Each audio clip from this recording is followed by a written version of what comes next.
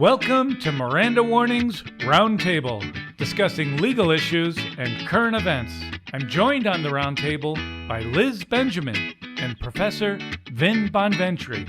Liz is the Managing Director at Marathon Strategies, a public relations and communications firm, and former host of Capital Tonight, a political and policy show focusing on New York State politics. And Professor Vin Bonventre, Distinguished Professor of Law at Albany Law School and publisher of the New York Court Watcher, devoted to commenting on the U.S. Supreme Court and the New York State Court of Appeals.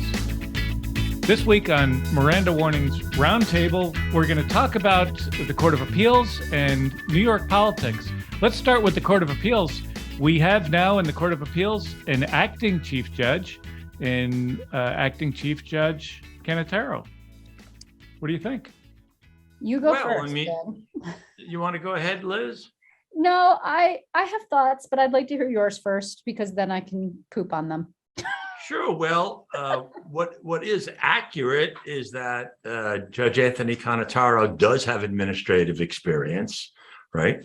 He was the administrative judge ahead of the civil courts in New York City.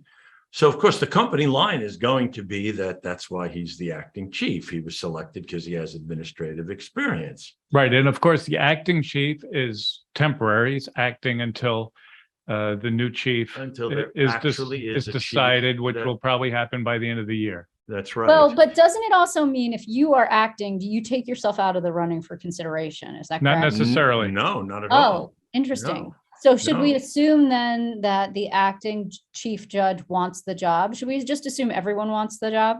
I think you should assume nothing, right? I don't think that reveals anything about whether he's going to be seeking to be the No, chief. but when Chief Judge Saul Wackler left the court and then Richard Simons became the acting chief, Judge Simons did put in for chief. He wasn't selected. Judith Kaye was selected. So I would imagine Cannataro is going to put, who doesn't want to be chief judge of the Court of Appeals? I don't know. That's a good question. Janet DeFiore, apparently. Me? Right. I don't want to either, just for the record. But I do actually, could you just briefly go through how it works? You actually have to formally put your name in? Oh, to be the chief judge? Mm-hmm. Well, any judge on the court, any position on the court, the Commission on Judicial Nominations announces officially that there is a vacancy or there's going to be a vacancy. Then individuals apply or other individuals recommend people who ought to be considered. Since Chief Judge Judith Kaye became the chair of the commission actually has had quite a bit of outreach, soliciting applications from people who are deemed to be highly qualified for the position. So that will happen. And then the commission, they get together, they choose some of the applications, they then interview those applicants, then they come out with a list of 7, they give that list to the governor. The governor must select from among that list, and that's what's going to happen. And it's entirely merit-based, right? It's all about merit. It has nothing to do with politics or influence or popularity or any of that. Just it's all about merit. Yeah, okay. That is one of the biggest darn jokes. I mean, look, the fact of the matter is that, if you just happen to look at what's happened with merit's so-called merit selection over the years, at the New York Court of Appeals, there are individuals that show up on these lists, and it's a complete and utter joke. I remember clerking at the Court of Appeals, the lists would come out, and I remember one of the judges, I'm not going to say who it is, walked into the chambers of the judge for whom I was clerking and said, "Do you believe this moron made the list?" And that's what happens. So, of course, it's very, very political. The governor puts 4 members on the commission. The chief judge puts 4 members, and the legislature puts 4 members on the commission. So, come on. Okay, of course, it's going to be political. Good, fine. So then where do we get off getting upset, as some people in some corners have become upset, with the efforts by lawmakers to influence the outcome of the selection process. Yeah, so let's talk about that, right? Just to give a little bit of background. There was a letter sent by 20 senators to the commission suggesting the type of candidate that they should basically not select. Janet DiFiore, somebody who is not Janet. Right. I mean, effectively an anti-Janet, not somebody who used to be a Republican, not somebody who in their eyes is too conservative, or perhaps in Vin's eyes is too conservative, or what have you. They want someone more, like them. Right. And it was sent by 20 Democrats that wanted to have someone on the, the more progressive side of the spectrum. I think the concern was that there's currently 3 former prosecutors on the court. So they sent a letter to the commission that makes the determination as to who the 7 names should be that go to the governor, telling them what their thoughts were on who should be selected. And then also one of the senators gave an interview and was even more specific and more acerbic about the current or the immediately former chief judge and the rest of the court. And that senator's a lawyer, if I remember correctly. He's a lawyer. Okay. So I think to get to your question, the issue is it political? Yes, there's always a political element to the selection, but this was an overt political advocacy for a particular type of judge, which I think raised the concern of some, right? It was Is it illegal? Is it breaking any rules? No, there's absolutely not. And to tell you the truth, I don't understand what the problem is. I mean, somebody has a particular view about the court. Somebody has a particular view of the kind of individual who ought to be chosen to be chief judge. Why can't you bring that up? Well, one might actually. I don't have any problem with that. No, one might also argue that the fact that anybody's paying attention, that this has generated attention to the Court of Appeals for ill or for good, is positive, because people don't pay all that much attention to them. It's a good thing to pay attention to that body. I think the issue though is, look, if a judge writes a decision, it's fair game if someone wants to criticize that decision. But in particular, the article, not so much the letter, but the article was attacking judges for their past experience and kind of painting a picture of who they are in favor of big business, in favor of prosecution, and that's not appropriate. Well, a judge, why that's not appropriate. That's to just paint a judge with a broad brush and accuse them of the position. Record of the current court. Those are facts. If you want to talk about a case and a record, that's fine. But painting a broad brush of a judge on the court is not appropriate. I don't know. And putting political pressure on them is not appropriate. To paint the broad brush. And quite honestly, the only reason that it was done was because of the redistricting decision. Mm-hmm. The judges that were being motivation. The judges that were being attacked were the judges that ruled against the legislature and the redistricting. But just to be clear, David, then we can call it what it is, which is to say, ostensibly or potentially, this is really about retaliation for a process that, this really gets my goat, because the idea is, well, redistricting is supposed to be independent, and well, judicial process is supposed to be independent, and well, we are supposed to have a judiciary and a legal system that's independent of. That's all horse feathers. It is not the idea that you are going to take an inherently political process like redistricting and divorce it from politics is ridiculous. I think we're going to have to bleep out the horse feathers comment. Horse feathers is, I was being completely careful. I could have said, the family Liz. I warned you about her, David. I mean, I was being careful. I should have said a lot of other things, but horse feathers seems to be appropriate. Can we back up a minute, yes, David? Okay. I totally disagree with some of the comments you've made. As somebody who actually... It's Vin and me versus you, David. It never happens. This will also be bleeped out. I love you, David, but I think you're absolutely wrong about something. As someone who follows the voting of the judges of the Court of Appeals, it simply is a fact that Chief Judge Janet DiFiore, who, I love personally. I just love the woman. No, I've some of his best friends are former chief judges who used to be Republicans. Yeah, no, but If you look at the voting record of Chief Judge DeFiore and Judge Michael Garcia, they are very, very pro-prosecution. That's their voting record. That's just a fact. But also, just to be clear, 3 prosecutors on the court does not a majority make. Well, why is it so horrible to have a viewpoint on the court representative of what prosecutors think? Well, I don't think there is anything wrong with that. You would want somebody to have that kind of a perspective, right? You would want that.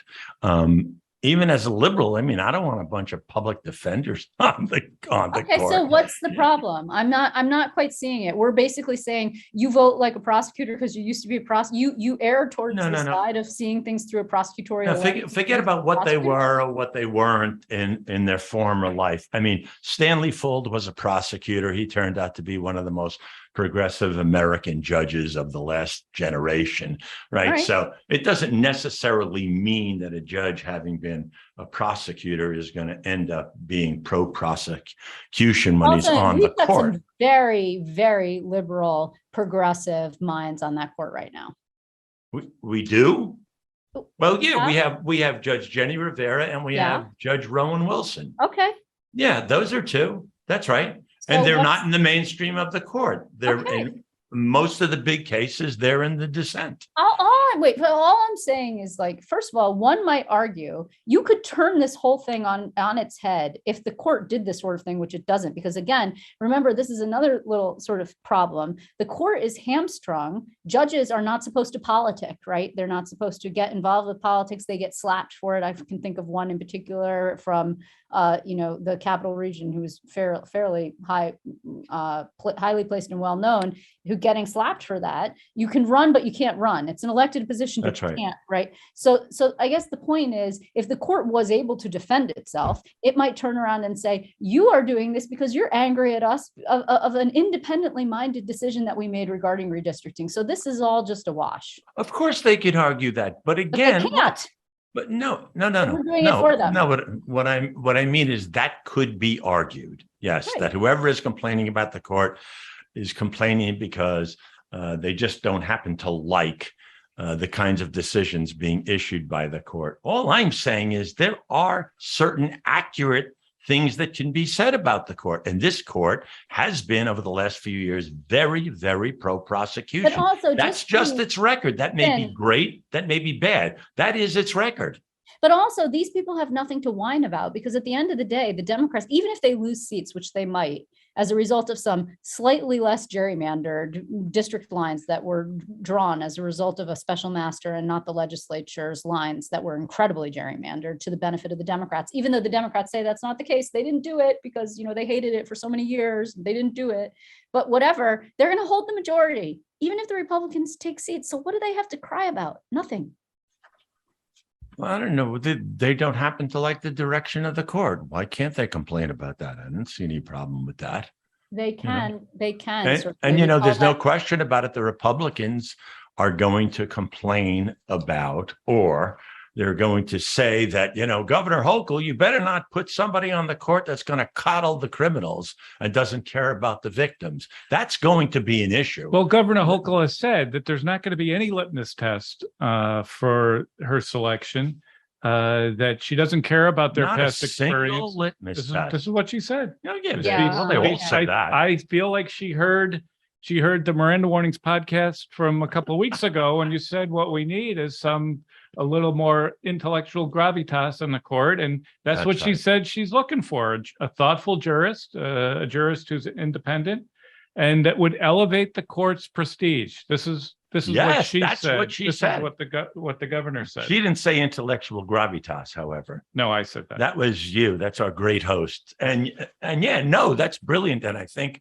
if she appoints or she nominates somebody like the previous Chief Judge Jonathan Lippman, Lippman used to Lippmanize people on the court, right? He had conservatives on the court. He was not. He was very liberal. And yet on virtually all the big cases, he was able to get a majority. There are chief judges who do that. Saul Wachtler, I was there when Saul Wachtler was chief for a few years.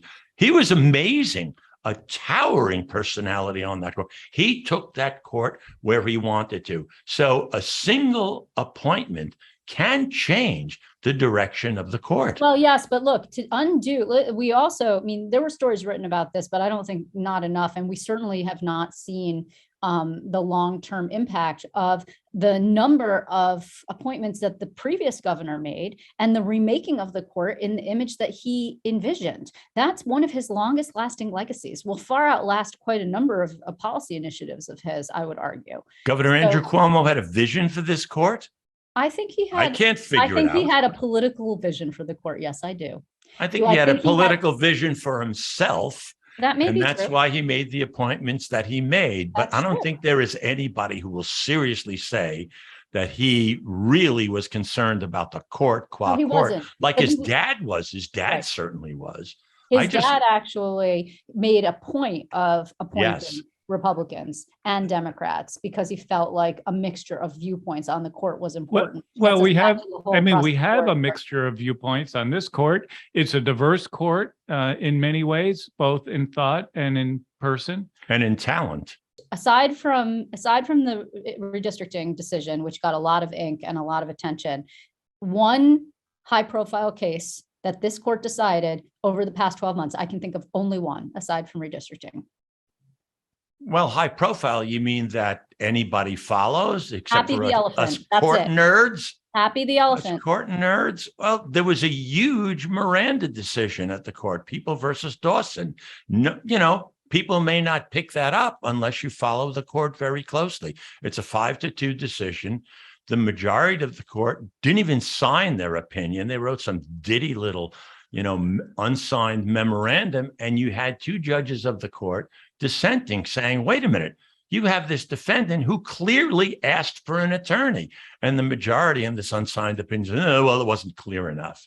You get cases like that, or you get the Chateo decision, which happened to be about the labor law, which is a very, very important issue politically and otherwise in this state. And you had somebody who was injured severely while he was working on an elevated aspect. And the court said, well, that doesn't count. And again, you had, several dissenters saying, what are you kidding? And again, the court majority in an unsigned little ditty memorandum. That's not the sign of a great court. Let's move on. We just had a primary here in New York, right? As a result of the redistricting, the primaries were moved till the end of August. Anything that was wait a minute, hold on. There was a series of primaries in June. There was a series of primaries at the end of August. It was because of redistricting in both cases. The series of primaries in June was the statewide and the assembly, even though then subsequently the court had said, actually, the assembly lines stink too, but we're going to have to send them back for redrawing for the next round because it's too close to this round of elections, but they stink.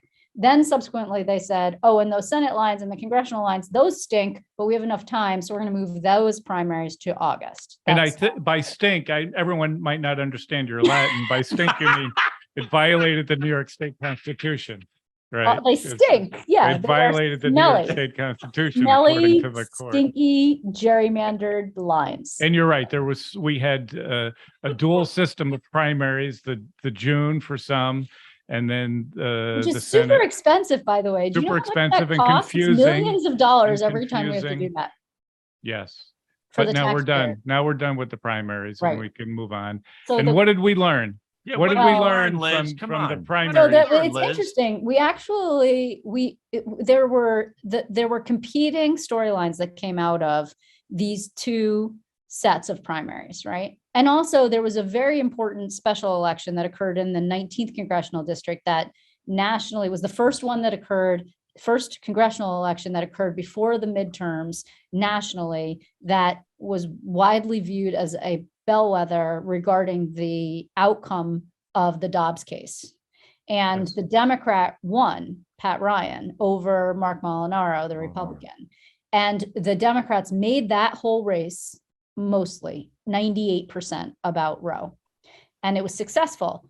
I am in the minority and disagree as to whether or not that actually is, a harbinger of what's going to happen around the nation. Although things are looking pretty good for the Democrats right now, but October surprise, who knows what's going to happen, because 2 months ago, things looked crummy for the Democrats. If you look at voter registration figures nationwide, and if you look month by month, the number of women that have registered to vote went up substantially right after the Dobbs decision. So and also there was an influx of campaign finance contributions to Democratic candidates around the nation in the wake of Dobbs. But I think more important was the Kansas vote, to be honest, that rejected an abortion ban in Kansas. Right. But again, that I think the people of Kansas, the Kansans,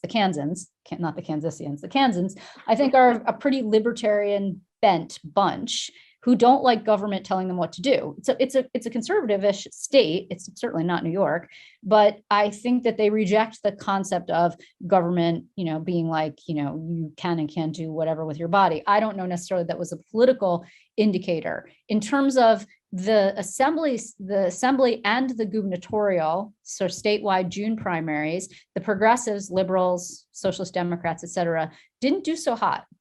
They did not do so great in the June primaries. And then people started writing, they were a flash in the pan. It was really disappointing for them. There was one upset of significance. It occurred in the Hudson Valley. Kevin Cahill was defeated in a primary, longtime incumbent. But in the Senate, actually, progressives who were challenged by more pragmatic Democrats who were backed by Eric Adams, many of them, particularly in New York City, those Senate candidates were not successful. So the liberal incumbents were returned. To me, that's more of a statement about the power of incumbency and less so much the power of progressive politics. Right. But of course, and you're talking about primaries down in New York City, right? Well, more or less. I mean, there were primaries all over the place, but predominantly the more interesting stuff that was happening in upstate was occurring in the House. Right. But I mean, you would expect that New York City would be supporting the more progressive candidates, which isn't necessarily telling us much about the rest of. Yeah, but there were challenges in June brought by progressives against less progressives, more centrists, and they were unsuccessful. Yeah, it seemed like the incumbents I see. held on, right? There was no. But again, because in a low turnout situation, you really get, it's really hard to take any necessary predictor and say, well, this was a mandate in one form or another, because the turnout was so low, because the vote is so diluted, because you had 2 sets of primaries, and August is like, everybody's on vacation. That's right. But what we could expect in the general election, when you have the gubernatorial race, we could expect a huge turnout, right? Would you expect? I don't think huge. It'll be huge as a presidential year. It's an off year. Statewide, it'll be higher than the primaries, certainly. And you do have a really interesting dynamic that is sort of creating that. And there's a law and order argument that's being made, particularly by the Republicans, Yes. And it brings in the judiciary on the issue of bail reform, right. Which I think that the governor made some statements regarding the judiciary needing to learn their lessons about bail reform, and that kind of made people a little pissy. But there's a lot of public safety arguments being made by the Republican candidate. But on the flip side, he is subsequently aligning himself with a president who, encouraged, fanned the flames of, liked, whatever. Former president. A former president, sorry. The former guy. A would-be returning president, supported the largest anti-democratic insurrection in modern history. So I don't see how you can make a law and order argument there. So what is this? Is it going to be Governor Hochul, we hate Trump, and then Molinaro? Well, that's what she's trying to like do. Trump? Well, Molinaro's running, but he's running in a different district. The gubernatorial candidate is not Molinaro. I'm sorry. Yeah, Zeldin, Republican from Long Island. Congressman.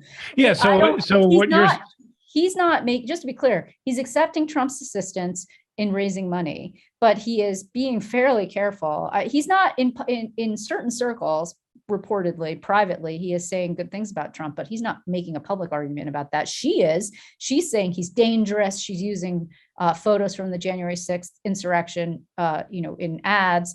She's saying he's extreme and he's, anti-New York values, et cetera, all the sorts Well, of he refused to certify Joe Biden. He voted as having against won it. the election. That's I correct. know. That's I correct. mean, come on. What's that? So you're suggesting that the issue in the fall in the gubernatorial election is going to be crime and Well, law the Republicans enforcement. would like it to be. Yes. But Right. it's The going to be a Republicans would hard like one it to be. paint on Governor Hochul, right? Because she's fairly middle of the road on those issues. She's not to the extreme on those issues, and They'll she's paint her with the They'll Democratic paint her, brush, but the right? problem Yeah, is it's she gonna be has more difficult. money. She's coming out. She's going to make this about ideology and Trumpism or MAGAism, if you will, and abortion rights and anti-New York values and that kind of thing, right? And she's also going to say, I inherited a state, I, steered the ship well, et cetera, and so forth, even though the budget picture is crumbling before our eyes. But some of that has nothing to do with her. It's, a global economic problem that we've got, because you could ask Jerome Powell about that. But Zeldin will try to make it more of a referendum on Hochul and her performance, and certainly law and order and the economy and inflation, et cetera. I just, it's the economy, stupid, isn't really playing the way it used to. Yeah. Well, hey, let me ask you this, because I don't know. Where is Zeldin on the right to choose? Where is he on that?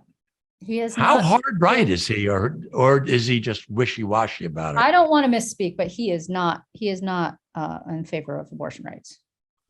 Yeah. I mean, I'm has he actually come out and he thinking said that. that he wants abortion restrictions? Or? He has, so he explained his position after the Dobbs leak. And he said that the reality, quote, the reality is the law right now in New York is the law in New York. So the day before the Supreme Court issues its decision, the morning that we all wake up and they deliver their decision, and the morning that after they deliver the decision, if the draft statement becomes the decision, the law doesn't change at all. That's what he said, right?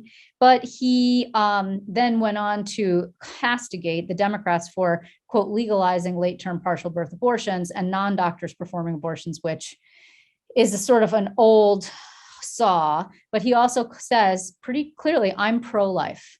That's his position. Yeah, so that issue is going to be a loser for him to talk about in the gubernatorial, right? Because he can't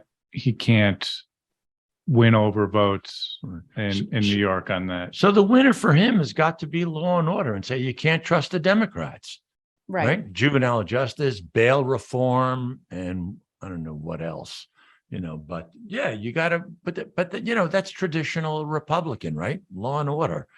I mean, that's but it's traditional Republican, but it's also an approach that had been embraced with some success by Eric Adams in the Democratic primary, a former NYPD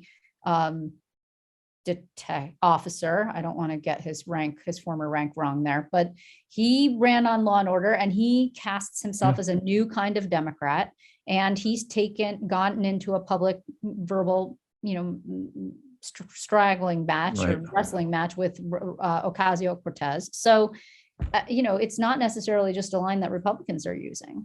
Yeah. No. So do we think that the Court of Appeals will be an issue in this race? I don't think he's made it an issue thus far, but he could. I mean, again, like we get back to the question of do most New Yorkers care? Well, yeah, and I think that's the issue. I don't think it's going to be an issue, because for the reason that Liz just stated, and also the reason that you started out with. The criticism is that, well, half the court is conservative and half the court is liberal, right? So how can you really cast a stone from one side or the other necessarily? It's a relatively balanced court at this point. So it wouldn't seem that a candidate for governor is going to be able to score many points in that regard. I don't think so. I mean, it's not like the Supreme Court where, that is well, it was. I mean, now it doesn't matter who gets into the White House, because whoever they are not, going to be able to affect the balance of the court at the federal level in any significant way for many years. But George Pataki did make an issue of the Court of Appeals. He did. Well, he make also made an issue of the death penalty back in the day. So, you know, Yeah, he made an issue of a lot of things. Well, he did well with those he issues. defeated Mario, but not Cuomo, but not solely on the death penalty. It was also about taxes. It was all the state was in a different place at the time. But he did run on a fairly law and order campaign platform. He did. It's true. And you don't, and I think that's a pretty successful issue for a Republican to be running on in the state right now. People are really concerned about crime in the state, whether they ought to be or not. I mean, they really, that's really a big issue. But if you polled the average New Yorker, I don't think the average New Yorker would say to you, if you give them an open-ended, it's one thing to be like, do you care about the state's high court? They would say yes, because people don't want to look stupid. But or uninformed, let's say, but if you give them an open-ended poll and say, what are the top 5 issues that you care about? You know, my kids, my taxes, my job security, my school system, my healthcare, my safety. Right. Yeah. I mean, the court's not going to be in the top 10. No way. Not even in the top 20. But law and order will be, and safety. So gun right. Actually, it's interesting because you have law and order on the one hand. On the other hand, you have gun restrictions, right? So, you know, the Republicans can say all they want about law and order, but then they don't want to support gun restrictions. Yeah. So, yeah. Oh, boy. There's always stuff, right? I would be very surprised to hear, you know, Lee Zeldin weigh in on the process of selecting a new chief judge with the state of the Court of Appeals. I just would. And one thing we didn't discuss, and it's now been, we sort of glossed over it. I mean, we now have an interim or acting chief judge, but for a while they were deadlocked, which I thought was really interesting and spoke pretty significantly to the internal state of the body. Well, look at who the senior associate judges are. You have I understand. Judge Jenny Rivera, very, very liberal. She's out of the mainstream of the court. She's usually in dissent in most big cases. Then you have Michael Garcia, who's probably the most conservative, right, politically conservative on the court. And I don't know how much support he had within the court. And then you had Rowan Wilson, who, again, is not in the mainstream of the court. He's usually in dissent on all the big issues. Those 3 were passed over, unless, of course, and we don't know whether each of those 3 said, oh, I don't want the job. I mean, who knows? But tradition was broken, and the senior associate judge was not chosen as the acting, nor was the second senior associate judge, nor was the third senior associate judge. You know, it's hard to imagine that none of those senior associates would have wanted to be acting chief. Heck, I would have been acting chief if they asked me. Of course. They didn't ask you, though, just to be clear. And I'm too old anyway right now. I do think that there are a couple of things that I'll be watching, and, you know, for future discussion. I think the relationship between the legislature and the legislature and the judiciary has always been a really fascinating push-pull kind of a situation. And, you know, I remember covering Pataki v. Silver, which was the first case I saw argued before the Court of Appeals, because I'm old, but not as old as Vin, just to be clear. And I can still add. Lost that faculty yet. But I remember them being very reluctant, you know, although there were some very interesting lines of argument, because the question was how much language or policy language the governor had the right to put in the budget. Right. And one of the judges asked the attorney, well, if the governor wanted to waive the laws the laws regarding usage of cocaine on construction sites, he could do that. And the answer was yes, he could. He could modify that. Paul Schechtman, a great lawyer, Yeah. He was asked that and he just came right out. Yes. Yes, he could put substantive stuff in the budget. Yeah. Correct. No question. So I think there is this session and this letter bringing us back to the beginning of this conversation that we're speaking of regarding the 20 senators and their, you know, very public pronouncement regarding their preference for the selection of the next chief judge really, you know, belies, I think, a simmering or maybe growing tension or a resurgent tension between the judicial and legislative branches. Very interesting. Well, Liz, thank you for bringing us back to the beginning. We're going to let you have That's the my last job. word. That's Thank my you. job. Thank you. Thank you. Liz, I ask a question at the beginning and Liz eventually gets around to answering it. So that's the dramatic conclusion of this week's Miranda Warnings Roundtable. Thank you. Well, thank you for inviting me. Thank you. This has been Miranda Warnings, a New York State Bar Association podcast. You have the right to subscribe, rate, and review.